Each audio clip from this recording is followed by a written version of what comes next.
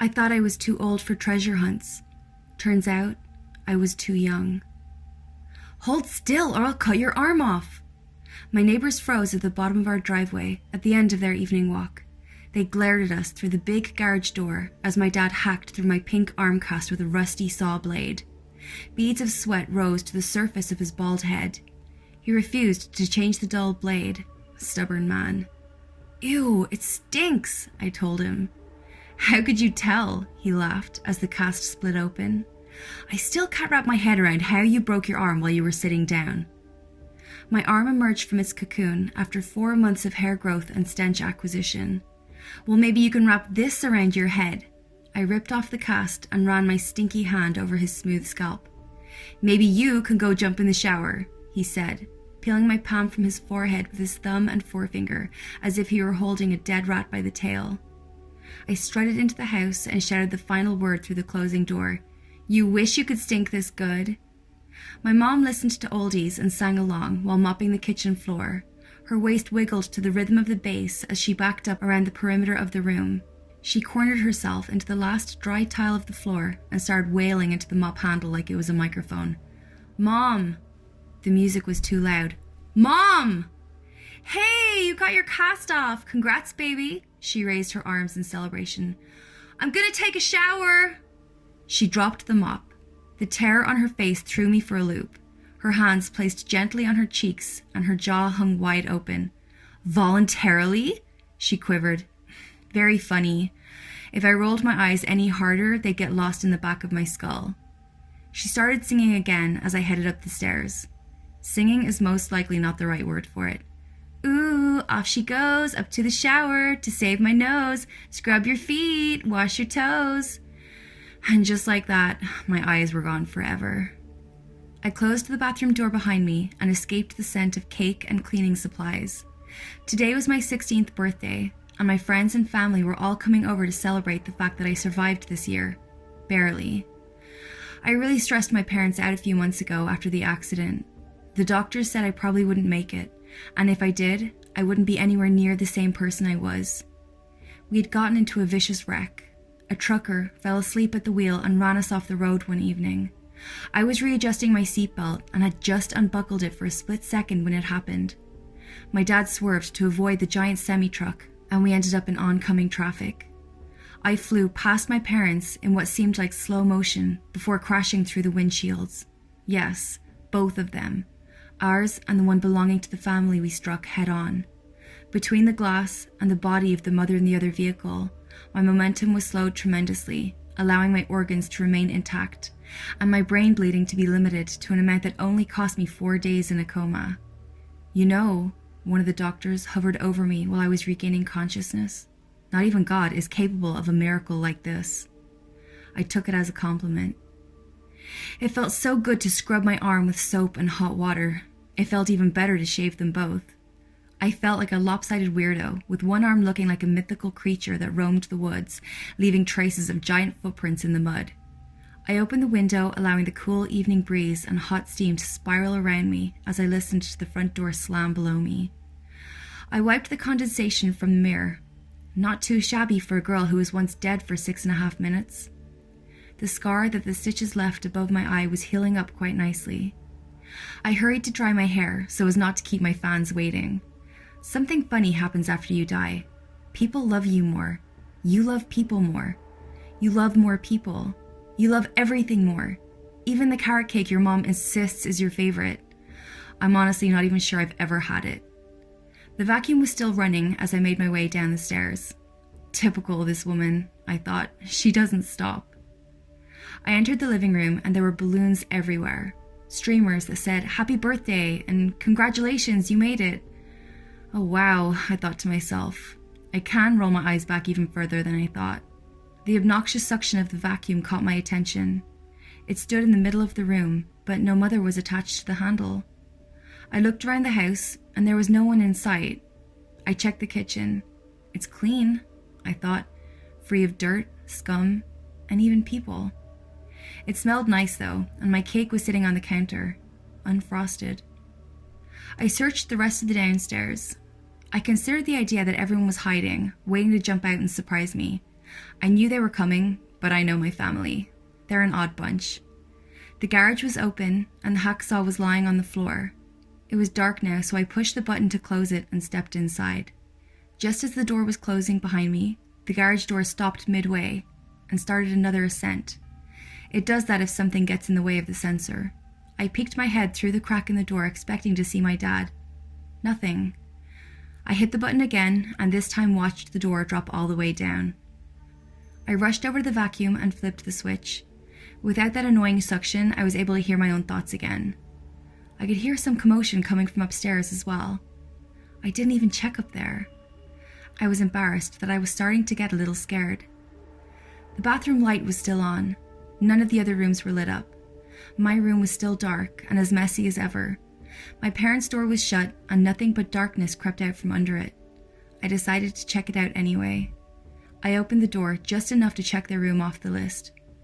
Nervous didn't quite express how I was feeling at that moment. Freaked pretty much covers it. I quickly shut the door and power walked over to the only light that was on, my bathroom. My parents didn't say anything about leaving. According to what they told me earlier, everyone was supposed to be here at 8 p.m. That was 30 minutes ago. They probably have their phones. I bet I have a missed call. My attempt to comfort myself only lasted so long as I reached in to turn off the bathroom light. There, in my cast, was a scroll of parchment paper rolled up with one of my hair ties. My hand hovered over the light switch and flipped all of them on. I reached into the hallway and flipped those up as well. That wasn't there before I got in the shower. I had to calm down before my brain sent my body into shock. I'm sure there's a perfectly good explanation for this. As I stepped over to the sink that carried the cast, I noticed the tile floor was frigid against my bare feet, despite the fact that I had just taken a scalding hot shower for 30 minutes. I slid the hair tie off one end and braced myself as I looked inside. Clue number 1. Take off your dress, take off your shoes, and hold your breath for clue number 2. My heart slowed to 1,000 miles per hour down from 1,000,000. A treasure hunt? I thought. If only my parents were this clever. My friends and cousins are probably getting a real kick out of watching me run around the house turning all the lights on. Before I left the bathroom, I looked in the mirror and noticed something I hadn't seen before. I picked up my cast and turned it over to see a note written in Sharpie. I had a few signatures and drawings, but I don't remember ever seeing this one. It read, "Don't die again." Real cute, I thought as I examined it closer. I couldn't quite make out the signature, but it started with a H.A. Harry Thompson. I dropped the cast, nearly tripping over the cord to my hairdryer as I backed out of the bathroom. Thompson. That was the name of the family that we collided with earlier this year. Regina, Bo, Ivana, and Harold, or Harry. He was their son. He didn't make it. None of them did. I ran down the stairs as fast as I possibly could. "Dad?" The house was quiet. "Mom?" No answer. I ran through the kitchen and out the door to the backyard, slamming it shut behind me. The cold air seized the back of my neck and injected itself into my spine. I froze. I stared into the well-lit house with my hands pressed to the glass and wondered what the hell was going on. The pool light was on, and I noticed a small plastic container sitting at the bottom of the deep end. Hold your breath for clue number 2. I reread the first clue on the tattered sheet of paper. Fuck no. There was no way in hell I was going in that pool. Shit, I forgot to grab my cell phone. It was all the way back upstairs, and there was no way in hell I was going in there either. The house went dark. All the lights in the neighborhood seemed to go out along with it. The street lights that peeked out over the wooden fence dimmed as well. I stumbled backwards, away from the door. "Don't die again," appeared in my mind. I panicked. My foot slipped off the edge of the pool, and I fell in. The pool light was the only light in existence. I brushed the hair out of my face and watched as my house was consumed by darkness. I tucked my chin, my lips sank into the water, and I saw, through the ripples, the box down below my squirming feet. I plunged my head into the wake I created from the fall and dove under to retrieve the treasure. I finally reached the transparent chest and saw the second scroll resting within. As I placed my hand on the box, the darkness from above descended to the depths of the deep pool. The light went out. I grabbed the box with both hands and pushed off the bottom of the pool.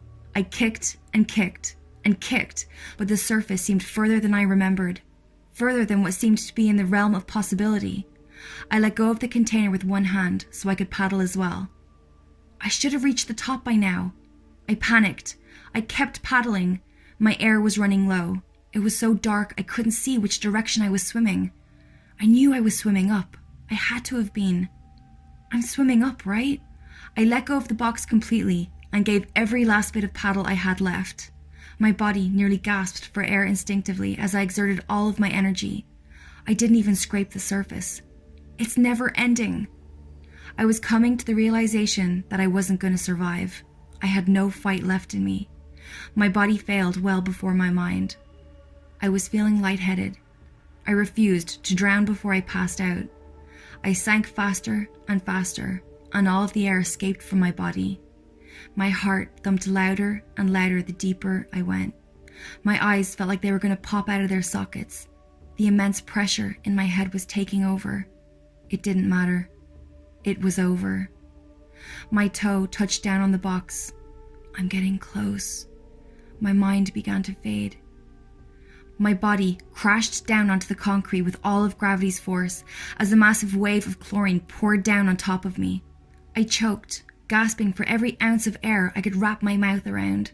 The amount of water I threw up was disturbing. I'm glad I wasn't conscious while taking it in.